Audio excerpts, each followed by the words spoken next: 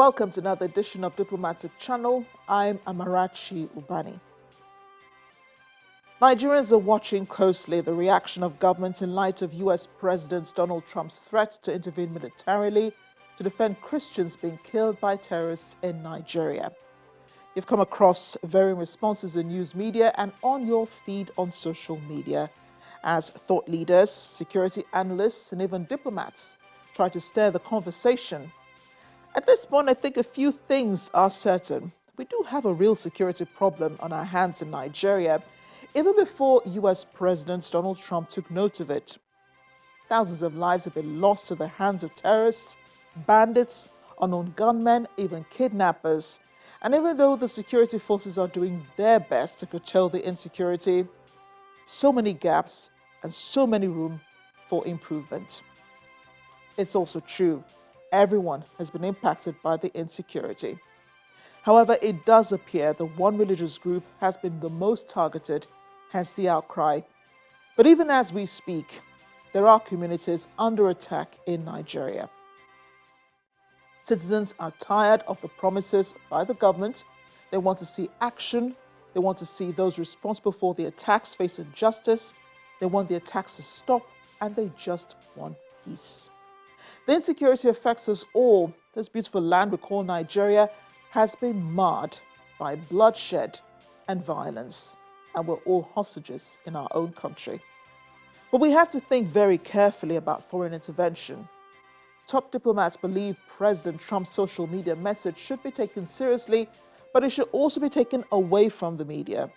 They believe the federal government should be allowed to handle the matter. After all, we still have a commander-in-chief.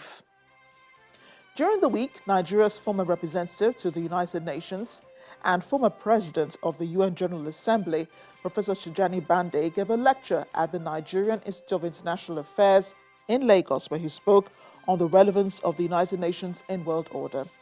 During the question and answer period, he spoke briefly about the president's message to Nigeria regarding possible military intervention by the United States. Nigeria should not lose sleep. Let diplomats do what they do, and let news people take it easy. Please, we shouldn't be abusing ourselves on this matter. Just one little tweet, and we are on this one. I think the politics internal to the US may have had a hand in how these things have come out. When somebody says Muslims are being killed by Christians in Nigeria, I say, yeah, Muslims are killing Muslims, Christians are killing Christians, but they are not doing so in the name of any religion, as I understand. So the generosity of Nigerians alone should tell us that. But from outside, some people will want to make this noise. From others, some people want to be shown with some Congress people, having told them stories, not understanding the danger they put themselves under. After they finish using them, when they say hello, they don't even answer. I have seen it happen. So I think it's not a nice situation to be in. Let our diplomats deal with this matter. Our president will find means of dealing with it. Another Nigerian diplomat, the Director, Reforms and Innovation at the Ministry of Foreign Affairs, Professor Akinremi Bolaji, says there's nothing to worry about. He encourages Nigeria's leaders to deal with the issue of insecurity domestically. The man is just did his tweet. It's nothing to worry about. As a matter of fact, Nigerians shouldn't be discussing this matter because you will now be giving it the merit it doesn't deserve. So we should rather have our own conversation within ourselves. We should discuss how we can stop unreasonable killing and harassment and banditry and all of that. These are vices that we should stop. We don't need anybody to come and tell us from outside. But the fact is that it's an overreaction from the person of President Trump, and we should not match it with such reaction. Secondly, we should allow those who are paid to do that job to do it. There are so many people who are becoming professional now in speaking for Nigeria, and they are creating more issues for us. Because don't forget that the family of those that are killed are still within our system. And so why are you further dividing yourself? we know that this reaction is not just about Christians being killed or genocide in Nigeria, but it's also to satisfy the internal politics in the United States. And you know that there's also internal politics in Nigeria. So you are going to expect that those who have one thing or the other to grind with the government want to hide behind this to raise issues. International lawyer and author Femi Ojumo, who was at the same event, said it's more important for the Nigerian government to act while engaged in effective diplomacy. But he has a warning. When the President of the United States makes a declaration such as he has, it is sensible, it is wise from a policy perspective, from a realpolitik perspective, to act and take serious action. But my humble recommendation would be for effective diplomacy here.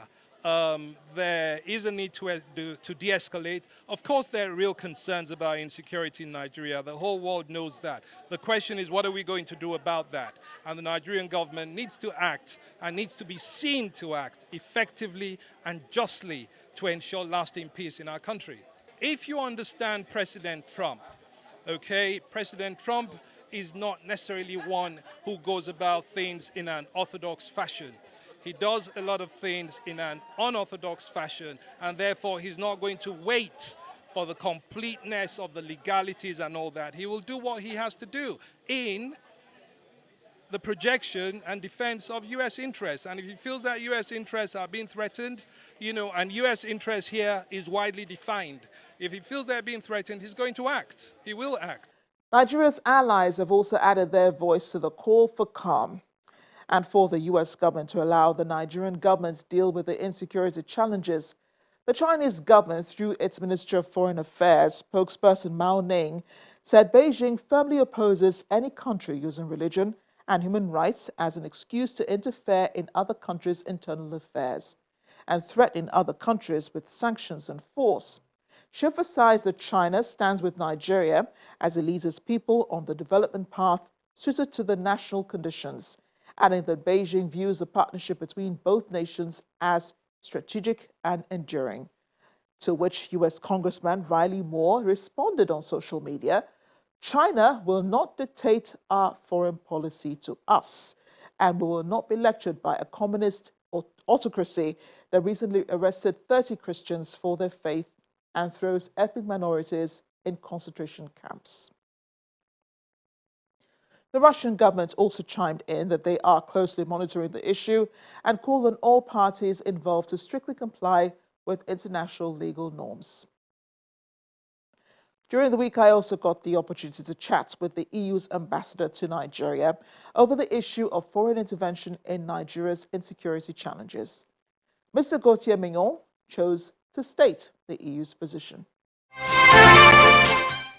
Mr. Mignon, thank you for speaking with us on Channels Television in a very peculiar time when the U.S. has threatened to send troops to northern Nigeria to fight terrorists. What do you make of that?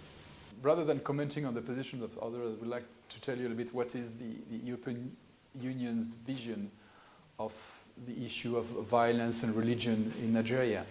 First, we stand in solidarity with Nigeria.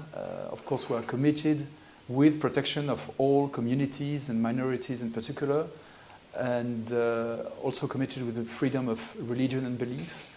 And there is, of course, an urgent need to tackle violence and insecurity in Nigeria, but this is a sovereign responsibility of the Nigerian government.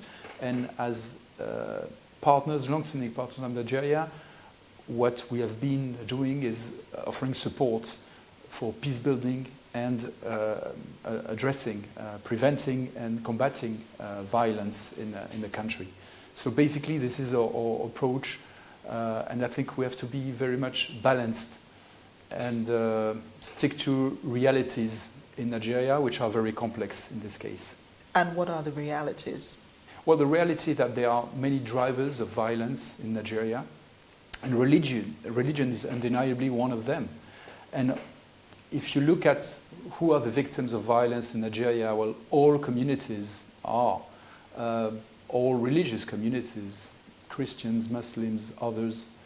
And sometimes you can have some attacks, some discriminations based on religions, but in many other cases, they are based on other reasons. And so I think it's important to distinguish the different cases, not to generalize. But of course, attacks on the basis of religion also exist and are despicable. So our position is that all communities, all beliefs deserve respect and protection.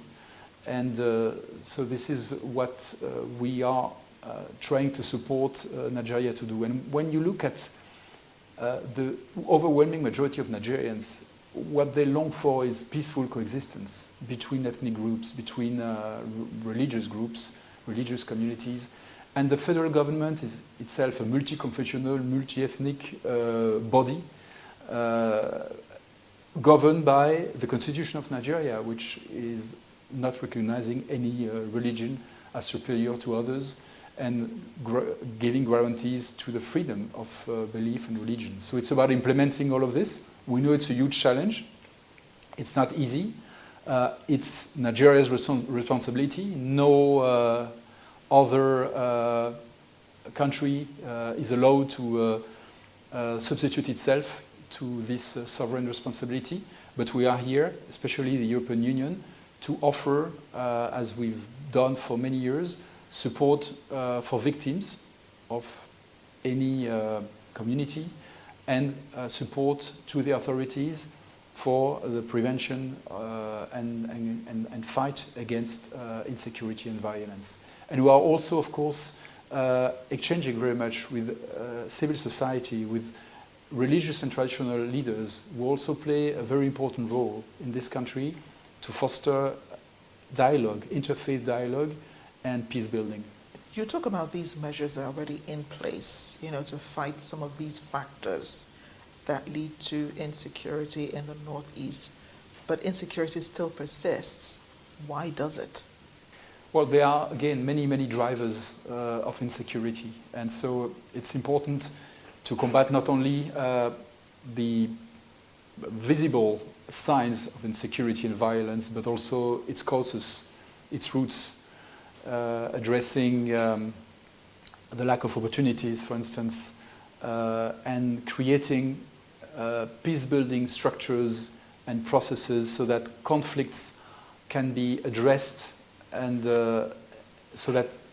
solved without ending up in violent acts. And this is what we've been supporting, for instance, in many states of Nigeria. Just to name a few examples, over the last weeks, I've been to Katsina, I've been to the Niger Delta, where the EU is funding projects to support this kind of peace-building fostering.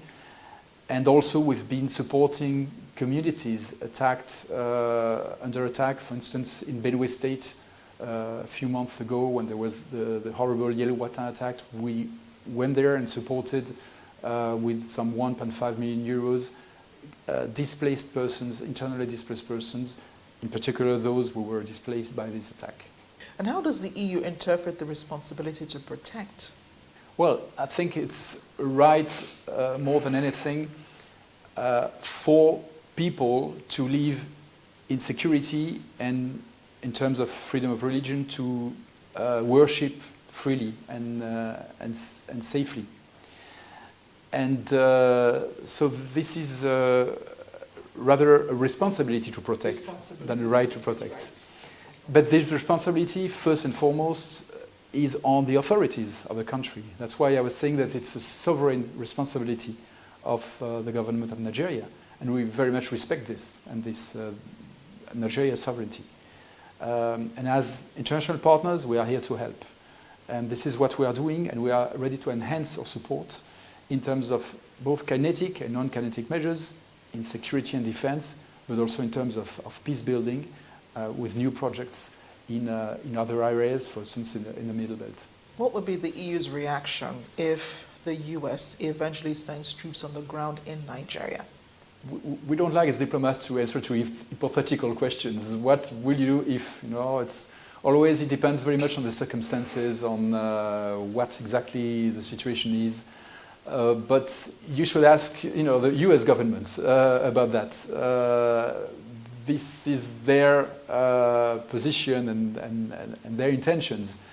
What we are doing is standing with the Nigerian people and the Nigerian government in this effort to tackle this huge problem of insecurity and keeping this country so complex united beyond ethnic, religious divisions or geographic or whatever. And I think that what Nigeria needs more than anything is support and solidarity and partnership. And this is what the EU is bringing to Nigeria. Again, we will see what happens. We are not here yet. And of course, we hope that this will not happen, unless it's a sovereign choice by the Nigerian government, of course. Nigeria is free to accept whatever support is offered by other countries. But in any case, we are very respectful of Nigeria's sovereignty. And we think that everybody should respect Nigeria's sovereignty. We have a compass, which is the UN Charter, international law. And in the United Nations Charter, it says that an intervention not requested by a government must be authorized by the Security Council of the United Nations. This is international law, this is UN Charter. So will you advise the US to observe international law and the UN Charter? Observe everybody to observe what is our common rule in the international community, which is the United Nations Charter. Mr. Mignon, thank you again for speaking with us. Thank you very much.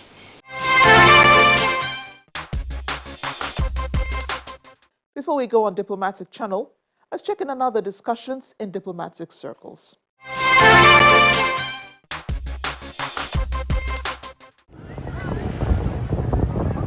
The Israeli government says it has received the body of Lieutenant Hada Golden, a soldier who was killed in an ambush by Hamas during a previous conflict in 2014 and whose body had been in Gaza since then. Prime Minister Benjamin Netanyahu had said he was expecting the remains to be returned, as Hamas had said it would hand over the body today. The Israeli military said remains of the 23-year-old was formally identified and will now be buried. He left behind parents, a sister, 2 brothers and a fiancé. Hamas had promised to hand over the body. The Israel Defense Forces said it expressed deep condolences to Golden's family and continues to make every effort to return all the deceased hostages and is prepared for the continued implementation of the ceasefire agreement.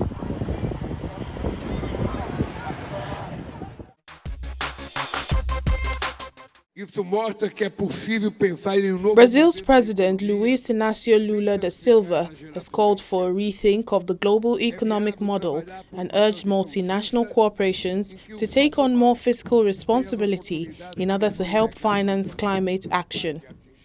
He made the remarks at the closing session at the COP30 Leaders Summit in Belém on Friday.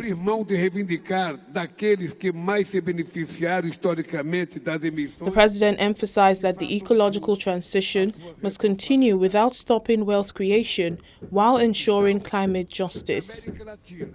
President Lula argued that it is possible to create a new economic model without sacrificing significant economic benefits for nations.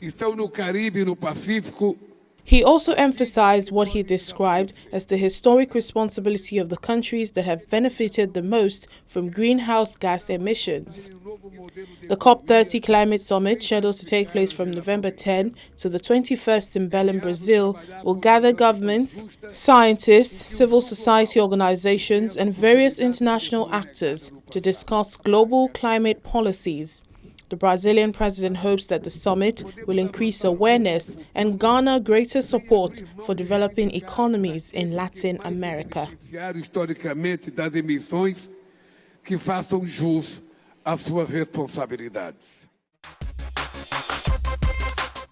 En dépit de l'exigence de la cessation des hostilités imposées par la communauté internationale.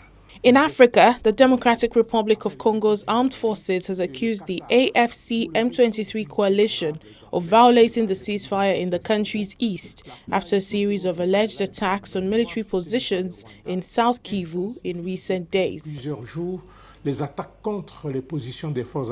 It comes months after the M23 offensive earlier this year, when the rebel coalition captured the provincial capitals of Goma and Bukavu. Subsequent negotiations led to the Washington Accord between the DRC and Rwanda in June, followed by a declaration of principles signed with M23 in Doha the following month. Both agreements called for the withdrawal of M23 forces and an end to alleged Rwandan military support. However, the deals have since collapsed, with Kinshasa and Kigali trading accusations of non-compliance as fighting flared again across eastern DRC. Les forces armées de la République démocratique du Congo ont pris toutes les dispositions pour s'opposer à toutes les provocations.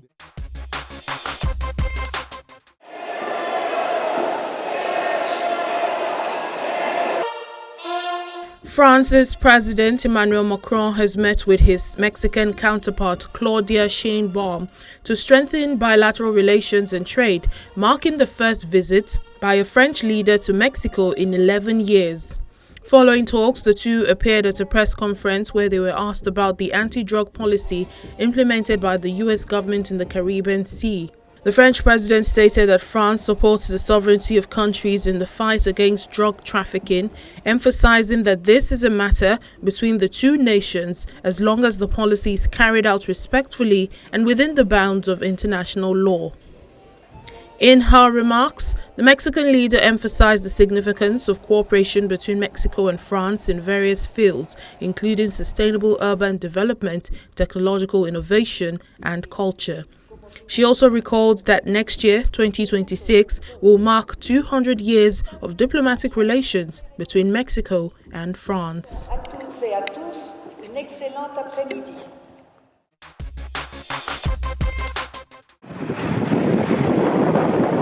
Kazakhstan has become the first nation to join the Abraham Accords under US President Donald Trump's second term.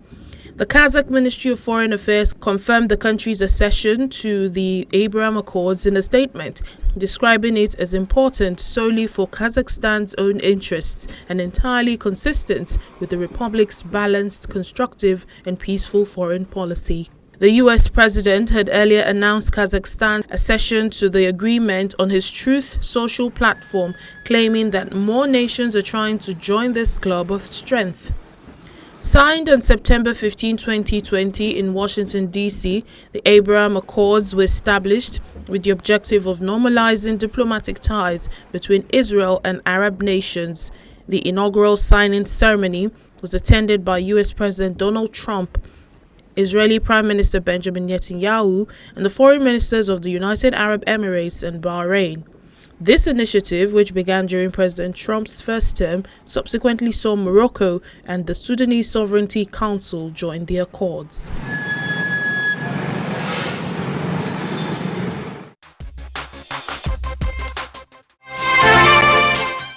And that's the program this week. As always, your thoughts and comments are welcome.